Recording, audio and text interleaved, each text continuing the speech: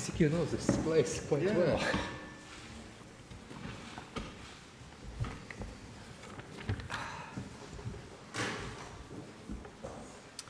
You have to use headphones. You have to use headphones. Labdien, godātie žurnālisti! Good morning, dear journalists. I'm happy to see you here today and to congratulate you together with my colleagues from Estonia, Lithuania and Germany. I have to say that this is a very important meeting because it happens in the 25th anniversary of a renewal of our diplomatic relationship. When we discussed that with our colleagues, then this format 3+1 of foreign ministers of the Baltic States and Germany that has been established many years ago has become a very important part of our cooperation because during the time when we started from regional cooperation, now we are already discussing our bilateral relationship, regional cooperation, security, the future of European Union. So these issues touch upon Minsk agreement and we expand our agenda every time. As you noticed, we started this press conference a bit late. But before that, I would really like to express what we in particular noted today with our colleagues.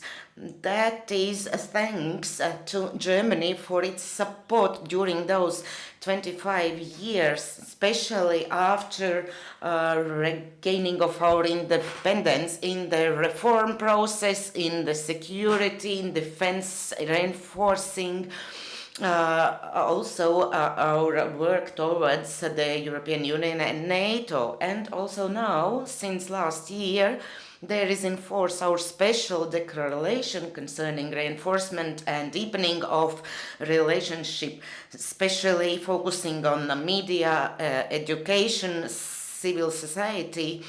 And we are very happy how we are implementing those action plans and how our relationship is developing. We are also discussing issues that touch upon security.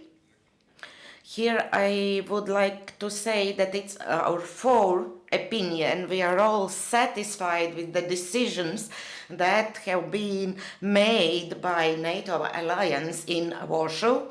We really consider that these steps that have been setting, like withdrawal policy as well, and here we evaluate involvement of Germany in forming of the battalion in Lithuania, like Latvia in Canada and USA in Poland. So we evaluate that, we consider these were the right decisions. At the same time, we emphasize that it is very important to work also on dialogue and engagement in solving those issues that are important for us, let's say, concerning Russia. And our opinion is really unified that we need to reinforce our security and defense. At the same time, we have to have dialogue with Russia Federation. It already happens in the dialogue between NATO and Russia. It started in April, continued after Warsaw Summit. And there is a special session where we talk about Ukraine, regional security, also issues that lessen the strain in the region. We also discussed proposals with which Frank Walter came ahead in the control field. That is a good basis for our discussion. We also consider that here it is really important to try to find those ways in which to improve security situation in Europe, of course not stepping back from our basic principles. So I would like to say also that currently, at least next to me, there is a presiding country of Yeah, so I have to say that we agreed to continue this conversation. We, of course, understand that these are just proposals for discussion, not some pace to go. We have to agree upon that. We also talked about Minsk agreement and implementation, and we consider that this Normandian format is very important to continue constructively with the escalation of the situation. Unfortunately, we see that Minsk agreement is still violated, so we had hopes for the 1st of September. And here we really evaluate the role of Germany and France in this Normandian format. We express our support, but at the same time we consider that if Minsk agreement is not implemented, then it's too early to talk about some common European policy concerning sanctions. But we will still have time for that. We will discuss that in October and then in December. So my colleague Frank-Walter Steinmeier once said that also ministers can allow to hope, whether that's Syria or any other country. Without hope you cannot work. When we talk about the European Union, we will continue our dialogue. After this press conference, we will talk in the panel discussion about the future of Europe. And security and economy, these are top priorities currently for citizens of the EU. And my colleagues will talk more about these issues. And we concluded our discussions with fight to terrorism, ISIL, Daesh, and we congratulate the recently achieved agreement between the USA and Russian Federation.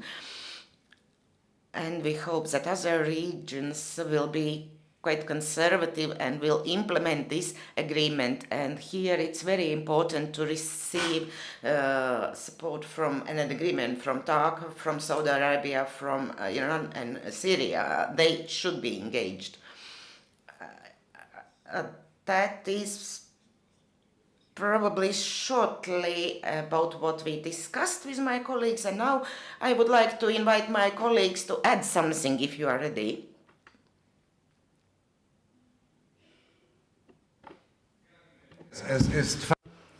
Dear Edgar, I think nearly everything has been said, but not yet you have been thanked for your invitation. So thank you. Thank you for having me here for not the first time, but for a repetitive time. And this accompanied by our two colleagues from Lithuania and Estonia.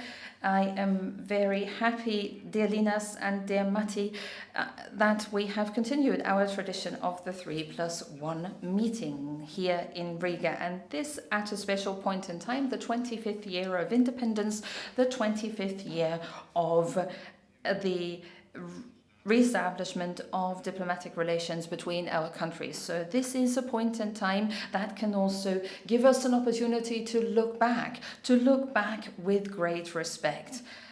Look back on the way that your countries have embarked on throughout these past 25 years.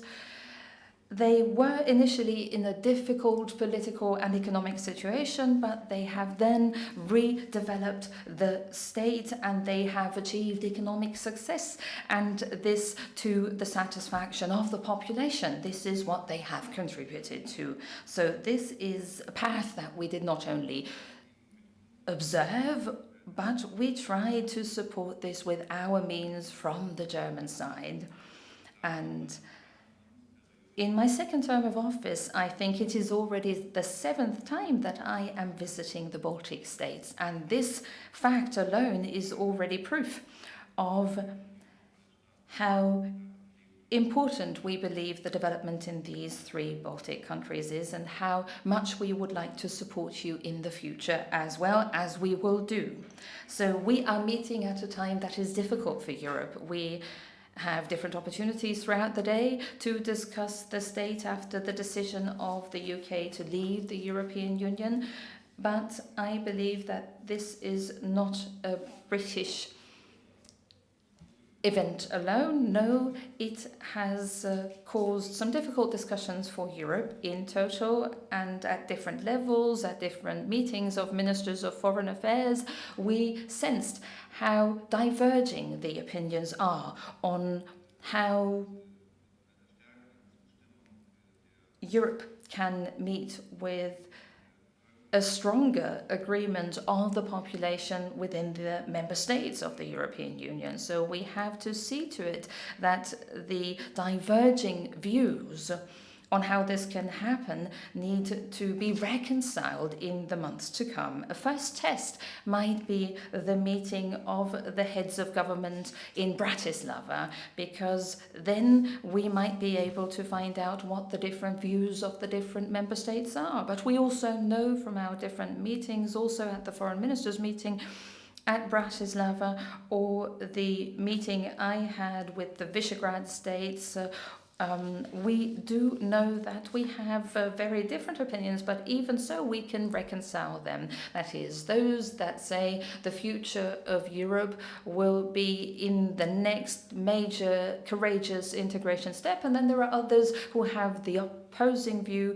and they say we have to go back to where we started and we have to roll back the steps of integration within the European Union. And in between there are so many different nuances in between these two poles. So within the next months to come, we need to really unite our efforts in order to develop our common European approach and solidify it. We also spoke about the situation in this region, and this is something which is a matter close to our heart, not only since the beginning of the Ukraine crisis, but since the beginning of the Ukraine crisis in particular. Everybody knows this, and the debates at the NATO Summit have also clearly voiced this. Ever since the annexation of Crimea has taken place, the security situation has objectively changed, and this is not only a subjective perception of threat. And this is why we believe that with the decisions we took in Warsaw, we have made an essential contribution to the improvement of security, not only in Eastern Europe, but in NATO at large. And I think that also takes into account that Germany has made a contribution as a framework nation. In this case, in Lithuania, we will make our contribution to this as well. I'm also very happy that in Warsaw, we also held a very open debate on what is needed, on the one hand, in order to strengthen our own defense efforts, and on the other hand, we had a debate on how, as NATO, as European Union, we can behave towards those that have changed the security situation. And I think that we are in agreement on the fact that you have to do one thing, namely enhance our defense efforts, and on the other hand, we have to try and be more specific when it comes to either engagement or dialogue, whichever words you choose, and try to make offers in order to find out and test whether Russia is willing, under the aspect of common security, to make efforts that were not made in the past or that were left behind in the past. So the European security architecture, after the annexation of Crimea and the destabilization of eastern Ukraine, has of course been touched upon, and this is something which is not called into question. So the third point I would like to briefly address, because it was also a subject matter that we addressed in our debates, is Syria.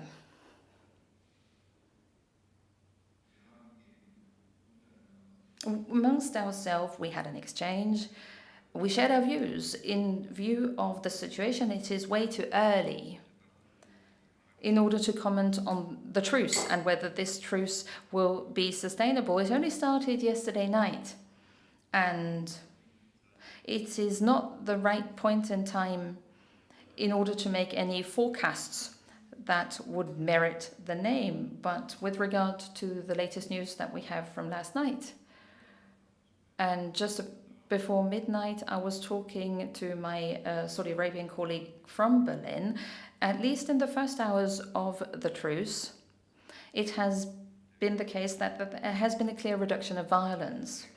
Whether this is something which is going to be upheld waits to be seen, but all four of us believe that the conflicting parties in Syria need to adhere to what has been agreed after the most difficult negotiations that have taken place over days and weeks.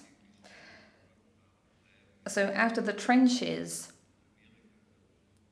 have been overcome, bridges have been built by at least Russia and America, and there are joint views on how the conflict can be de-escalated. So we hope that the other conflicting parties might also use this as an orientation. We are not simply saying this because it is going to be something which is not an easy job, but we're saying this because the situation of people living in Aleppo is just unbearable. And this is why the situation cannot remain unchanged. We need at least suspension of violent activities, that is a truce, in order to be able to provide what is most needed to the local population: food, water, basic medical care. This is what needs to be brought into Aleppo. The truce is not only an instrument, a break in order to provide humanitarian assistance that is needed, but this is also the decisive prerequisite for returning to a political process and political talks. So this is to say that the talks about the political future in Geneva have to be resumed, and they can only be resumed. There is a clear position of the so-called moderate opposition that is at the moment mostly located in Riyadh, and they say that only if the truce is maintained, only in that case, we will resume the talks about Syria's political future in Geneva. So we are in a decisive phase now, and I think Edgars is right. Foreign ministers also need reasons for a little hope, and we have them. Thank you.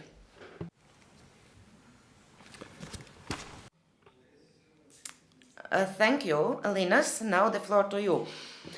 Meeting, not only this meeting, lately many meetings, so it's very good to be back to Riga. I hope not too often. Also, using this opportunity, I'd like to express gratitude to Frank Walter, to Germany. A very good opportunity to thank Germany for this quarter of the century, very efficient, visionary, dynamic, growing partnership with very good results we can be proud about. And we talked about that, I will not repeat. Now enjoy that Germany is third investor in Lithuania, third trade partner, people-to-people contacts growing, tourism expanding, and lately this, I would say, historic decision to assume this responsibility as framework nation with regard to the enhanced forward presence.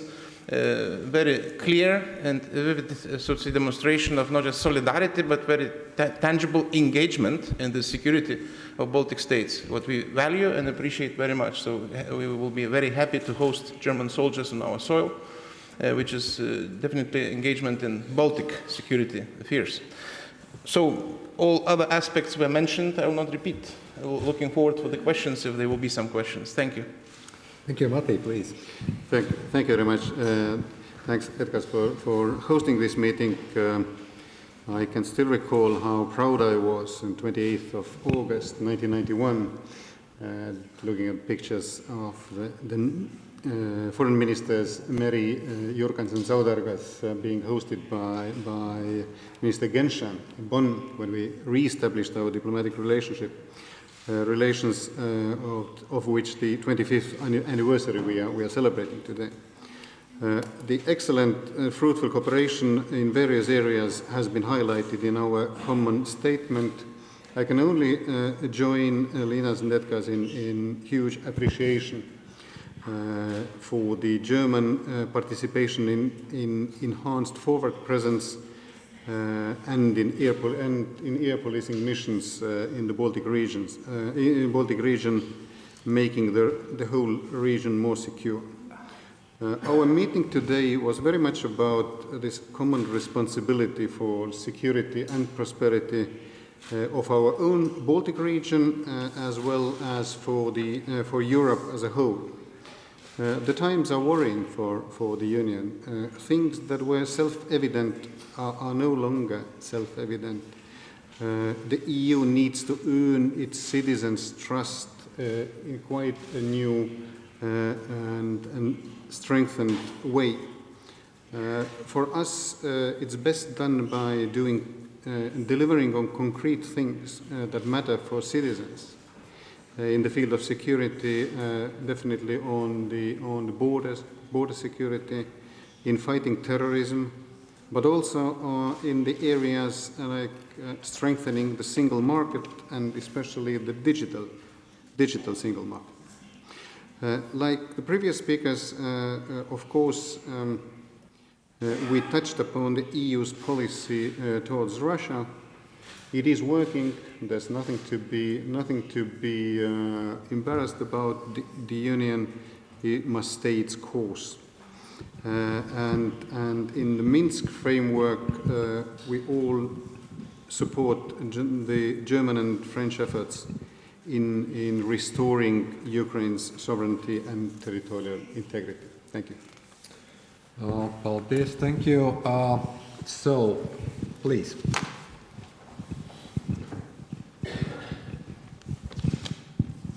Arndt Henze, ARD Deutsches Fernsehen.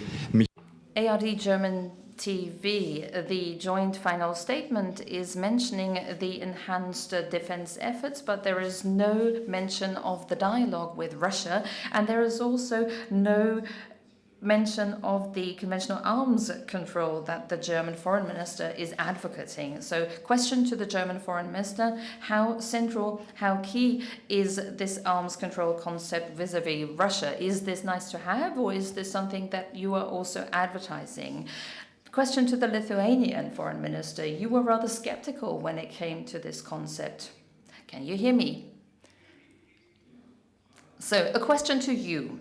So far, you were pretty skeptical when it came to Mr. Steinmeier's concept on arms control.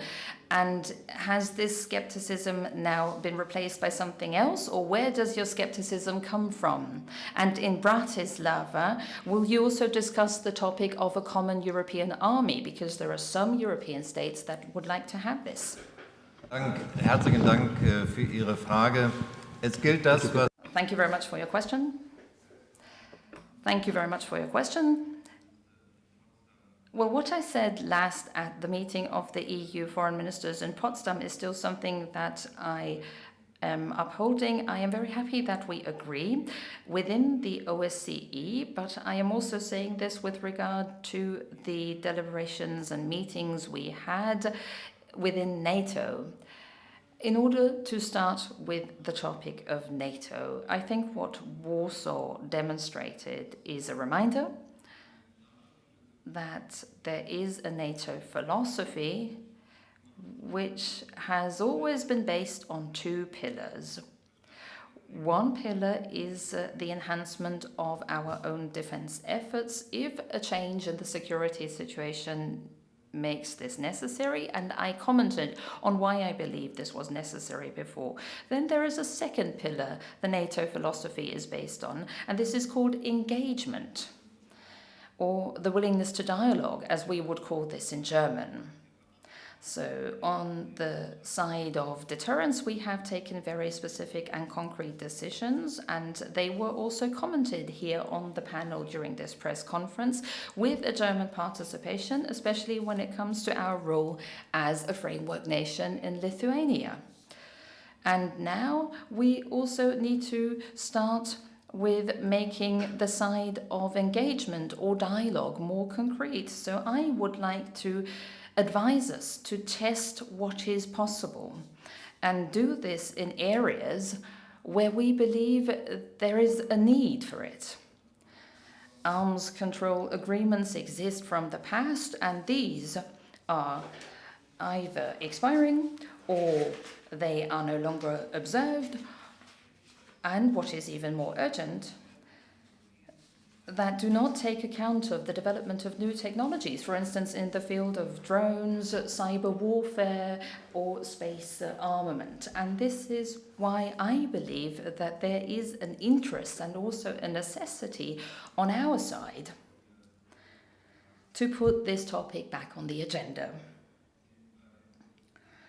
At the OSCE meeting in Potsdam, I had the impression that most, at least, showed an interest in participating in this debate. I publicly and elsewhere said, of course, there is no guarantee that such efforts will be a success. Or let me put this differently. If such initiatives are launched, you never know if they are going to be a success. But not even to try it in view of the risks would not be very responsible. So we are at the beginning of a process. We are not at the beginning of negotiations. We are in the process of discussing amongst ourselves, and we have to see how far we can get within the next months. I hope that there will still be support for this effort, because then we can only test whether the other side is also willing to go along this way together with us. First of all, needless to say that all efforts are commendable with regard to the engagement, especially when it has to do with the confidence building. We know how it's difficult, including arms control also. Russia has very poor record so far in complying to international norms, principles. So that's the point. So we do understand all efforts which are needed. What we are trying to say, that's very important to take into account, as I said, legacy so far, record so far, very important to be consistent. Also, probably also very important to clearly say that Russia must comply to international law, not to self-invented rules, which is sometimes the case. And we shouldn't help Russia to destroy existing European security architecture, which is always, we can register these efforts. And definitely not very good idea, I already mentioned once, that if someone violates traffic lights, it's not the best solution to remove the lights. Then there will be no violations. But this is really not the most efficient way to go. So they really must comply, and we have to remind it. But as I said, all efforts are important. It was very difficult even on bilateral. More simple things were not implemented. Let's mention Vienna document, the modification of this document going so difficult. Although it could be very easy technically and practically to adjust, and if it will be goodwill. I can add that bilaterally we had also some arrangements, and they walked away from some of them on CBMs on Kaliningrad, for instance. Or they're refusing some bilateral initiatives what could help also mutual confidence and understanding. There are really aspects which are more simple. So we have to do the best we can do, use all possible means, and we do understand these efforts. Well, thank you very much. Next question. Nākamais jautājums, lūdzu. Latvian television, Frederick Sozols. I have two questions for Mr. Steinmeier. And the first question is right after the Brexit referendum, we had this meeting of 6 EU nations, and the very fact of this format being held was criticized by the Estonian president, for example, and their MPs, was sidelining other EU countries.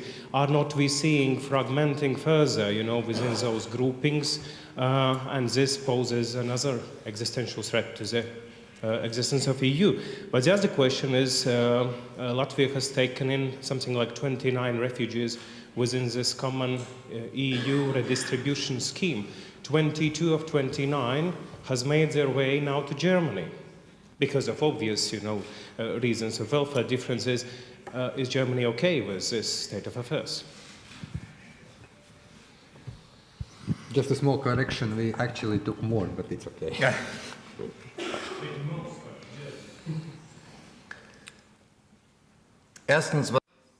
First, when it comes to the meeting after the Brexit referendum in the UK, my feeling about the meeting that you recall is actually no longer up for debate. And I would like to advise you to be realistic about the current situation and the conditions for discussions. I said from the outset that it is not realistic to believe that all debates will take place in the format of 27 or 28 member states. No, of course, there will be quite a number of bilateral meetings, and there will be the Scandinavians, the Visegrad countries, as well as other formats that will come together in order to think together about how we can find a way out of this European crisis. And over and above those numerous meetings that have taken place in the meantime, not only at the foreign ministers level, but also many meetings that took place at the heads of government and states, there were some meetings of the founding states, or one meeting of the founding states that took place, and what caused a bit of a stir or excitement in the beginning has now been leveled out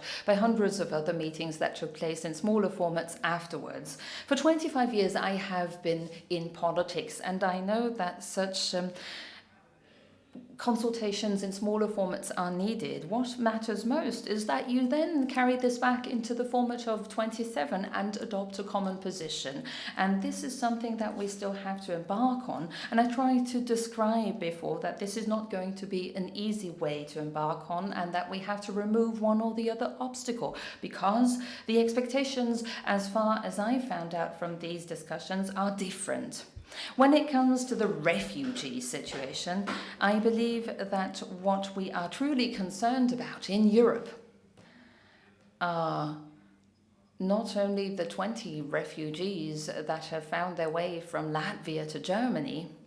What is concerning us much more is that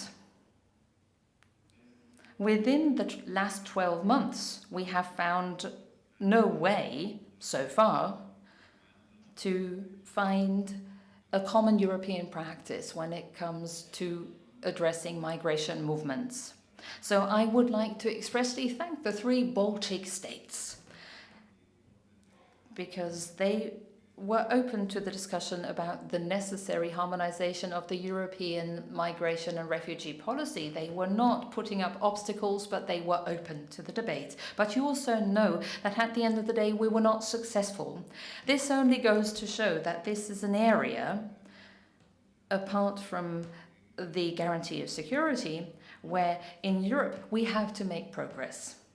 Despite all the difficulties, we have to find common positions, and I do believe that these are 2 areas where the population of the European member states wants results and not only discussions.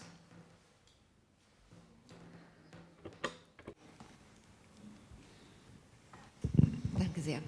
Meine Herren Minister, vielleicht Herr Minister. Ministers, maybe Minister Steinmeier, you could start. Your Luxembourg colleague Asselborn, in a newspaper interview today, made the proposal of considering to exclude Hungary from the European Union because of Hungary's position in the refugee crisis, and also because of Hungary's position when it comes to freedom of the press and rule of law standards. First question, was this something you agreed on in the circle of the foreign ministers of the European Union? Maybe Minister Steinmeier, you can comment on this. Well, you will have found out that this was not a position that was agreed upon within the European states. And this is why my first comment is that Europe is in a difficult phase that is posing many challenges, which we have to live up to. On the other hand, and I would like to add this, I can understand that with regard to Hungary, some in Europe are getting impatient when it comes to the ongoing debates between the European Commission and the Hungarian government. But this is not my personal position to throw a European member state out of the door. No, we have to live up and face to the complicated debates that we will have to hold. Because I think that those comments have been also well noted here in Latvia as well. I think that throughout last year when migration crisis started, we have seen a lot of rhetoric from, let's say, kind of both camps, if you may. And this rhetoric is not helpful. There is no helpful rhetoric when somebody is talking about moral imperialism on one hand, but there is not also a very helpful rhetoric when somebody is talking about, you know, some kind of suspension or expulsion or whatever kind of punitive measures. I think that what we really need to do is to sit in the room, as Frank Walter said earlier, answering the question about the founding members. We have different formats. This, by the way, is also one format where we discuss issues. Yeah. We have Nordic-Baltic format, we have Benelux-Baltic format, where we try to find solutions or common agreement. And I think that it is wise to have our discussions among ourselves, then ultimately at the level of now 28, maybe soon to be 27. But such kind of public statements, they, I believe, are undermining our common efforts. I would hope that we will somehow be able to concentrate on discussions in both formal, informal formats and less kind of loud megaphone style diplomacy in the press. That would be my comment on what has happened actually since the last year, and from time to time we see that this is unfortunately ongoing. For me, just one rule could be applied. We have to talk with each other, not about each other, especially publicly. That will not help. So let's be more so to say in our midst, not avoiding contentious issues, including, but really these radical statements not helpful. It's great to be here. Thank you very much. And the last question, if there is one. Yes, Gets Wickmanis, Latvijas avīzes Vortēnes Frage and Hans Steinmeier. I have a question to Mr. Steinmeier, a question with 2 paragraphs. First of all, where do you see the points of dialogue and contact with Russia, and also the arms control that was discussed in the FAZ article? And secondly, Ms. Merkel and the Grand Coalition in Germany said, we can do it for the refugee policy. Is this still the situation? Is it still the truth that Germany can host 1 million refugees? Thank you very much. Regarding your first question, if I could answer this at the current point in time, I would have become a fortune teller, but I am not a fortune teller. I am a foreign minister. And this is why at the beginning of an initiative, you hardly ever know what the result will be at the end. Throughout the many years of foreign policy I have been involved in, I have come to the insight that even though you can't see the results right there, this should not keep you from trying what is possible. We have reached a critical security phase in Europe. The security architecture of the past years with which we have lived in security has been touched upon. The security situation has changed. And this is why we said we need to react in 2 ways. First way, we need to enhance our own security efforts. We did this in 2 NATO summits, one in Wales, one in Warsaw, and I think we took good decisions. On the other hand, and this is part of it, I believe, according to my experience, we need to try and look at the current difficult situation. This is also the topic of my analysis, and it is nothing which is out of the question. There are trenches between the East and the West, or between Russia and the European Union, and these trenches have become bigger. And because this is the case, we have to try and make new efforts in order to find out whether in the future we will be able to improve our relations. And part of this is the topic that I wrote about in the FAZ article. And this is also something that we discussed here on the panel. Let me just comment with one last sentence. It also has to be in our interest. When we talk about arms control or arms limitation, we had a dialogue on this in the past at the time of the East-West confrontation or East-West conflict, and this is something that we should not completely let fall into oblivion, but we should maintain this as an option for the future and fill it with life, also from our side. Second aspect, refugee numbers in Germany. If I may say so, I think you are underestimating the German discussions and how they are currently taking place. There is hardly anyone in Germany who believes that Germany can take in a similar number of refugees every year as it did last year. Early last year, I wrote an article, and in that article I stated, with joint efforts, we might be able to cope with 1 million refugees and receive them in 1 year,